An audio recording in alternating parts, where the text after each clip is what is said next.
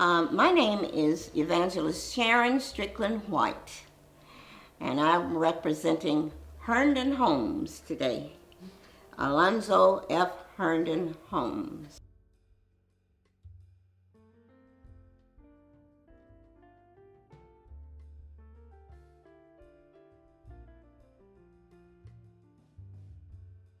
It was a community that really had a lot of black pride. It was a community that subscribed to the African adage that it takes a village to raise a child. The President of the United States then was, of course, Frank Delano Roosevelt. And, of course, he saw fit to provide housing during the war. And, of course, Herndon Homes is a wonderful place at that time because it was a place for families, for the mother, the father, and the children. However, things changed after a while. But during my stay there, you could go and leave the house and not have to worry about anybody breaking in. You could just leave your screen door unlocked. Just pull it to, is what we used to say. The income had to be less than $1,000 a year to live there. And of course, the girls' club was located in one of the units. And I was a brownie when I found out that that was happening. There was also a sewing class for the adults in one of the units, so it was self-contained. You could have all of these cultural things happening. There was so much pride because Louis Smith was the superintendent at that time, and the school that served the community was known as Gray Street. We lived at 455 Western Avenue, apartment 304.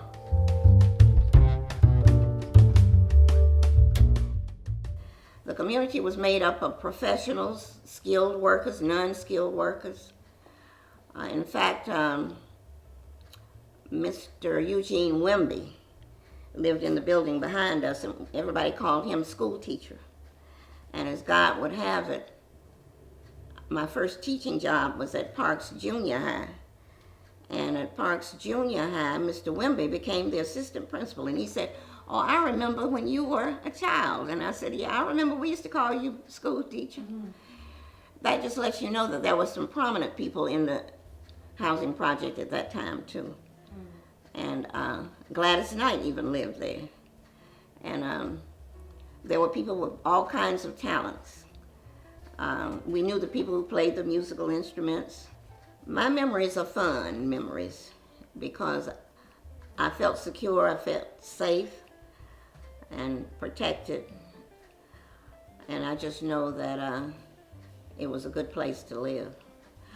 It was during the time, too, my uncle was in the military, and they had come into Fort Mac to be in the barracks. And of course, they wouldn't let the colored, we were colored back then, they wouldn't let the colored men sleep in the barracks. They had to sleep outside in these tents. And so my uncle called my mom and asked if he could come and stay with us, and he got permission from the officer to come to our place because at least we had a bathroom. And so the racial prejudice was not so apparent as a child because we were submerged in this culture where everybody was treated in a wonderful way, and we were not really apprised to the kind of racism that actually did exist. The government disintegrated the family because we know that the black man is the priest of his household, and they decided they were not going to allow them to stay there at that cost of that rent. And so the black women still had men to come, and they impregnated the women, you had the children, but then you disintegrated the family. And I think that was the downfall of the whole community when that happened. My uncle, Willard Strickland, was one of the original 8 policemen hired back in 1948. I was 6 years old, and they couldn't even be in the same precinct with the white cops. They couldn't arrest black people. They had to change their clothes into their uniforms in the Butler Street YMCA right off Auburn Avenue. And if they found a perpetrator, they would have to hold the perpetrator and then call a white cop to come and arrest him. So that gives you a picture of what the climate was like during that time when it came to policemen. At the football games, the worst you would have may be some rocks thrown at the buses when the football team left. But there was never an indication of just real vicious activity back in the day. It would have been good had there been more interaction outside the community, because we were self-contained. It was to school and back home.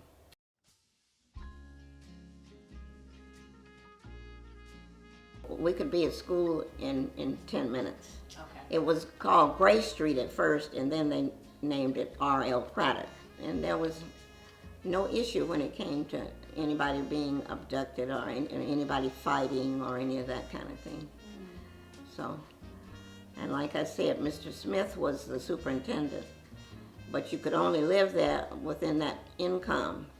But my dad used to bribe him with a fifth of liquor every week, so that he wouldn't tell that we were making more money than we should to live there. And that's why they were able to save the money to buy the house in the Mosley Park area, which was white flight. And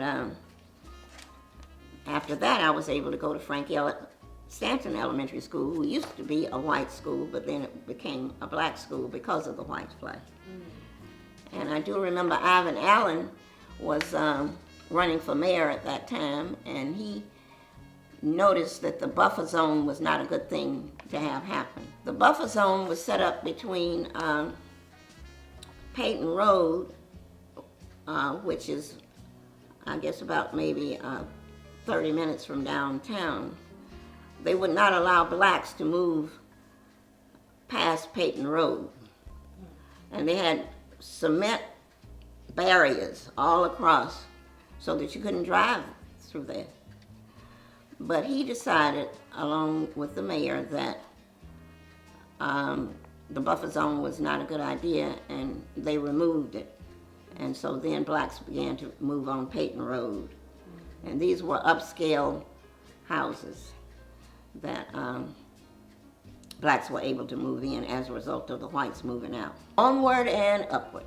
I think that Excelsior happened, and people moved out and were able to do well when they did close it. I just know that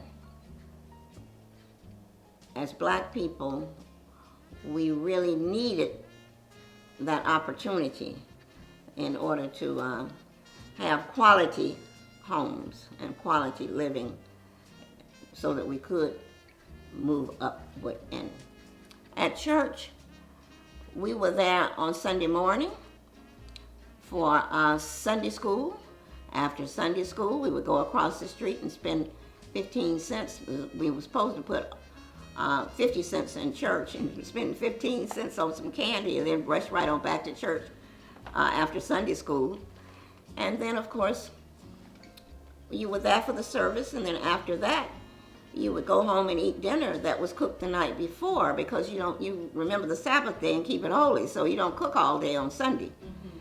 And then after you had dinner at home, then you would go back to church.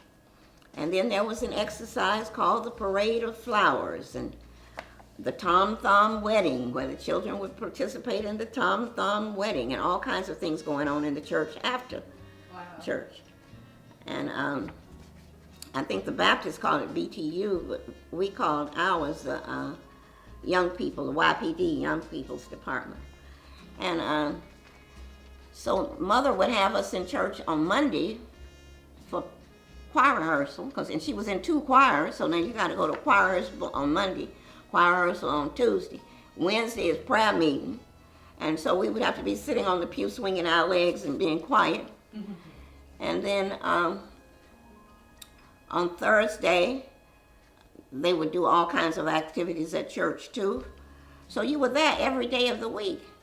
On Saturdays, we went to church, and the concrete floor of the basement was wonderful because we could go roller skating. So we would go roller skating in the basement of the church as children, and we would also make cookies in the oven at church on Saturdays.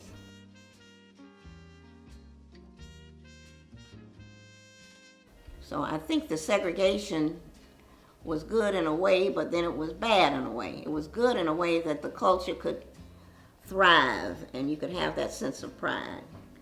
The same thing happened on Hunter Street. We call it Hunter Street, it's Martin Luther King now, but we had Yates and Milton drugstore.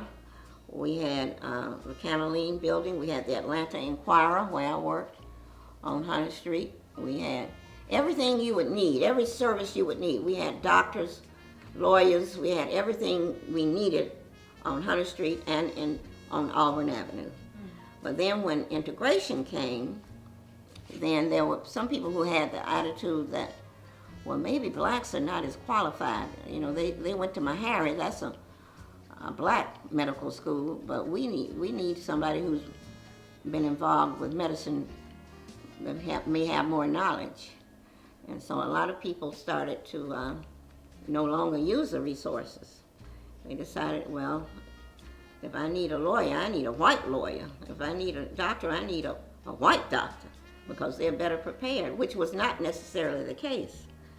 But that did happen. And but I believe, too, that it was because of racial hatred that things started to happen in our self-contained communities. For example, there would be a time when the proprietors and the people who were operating the businesses would be exploited.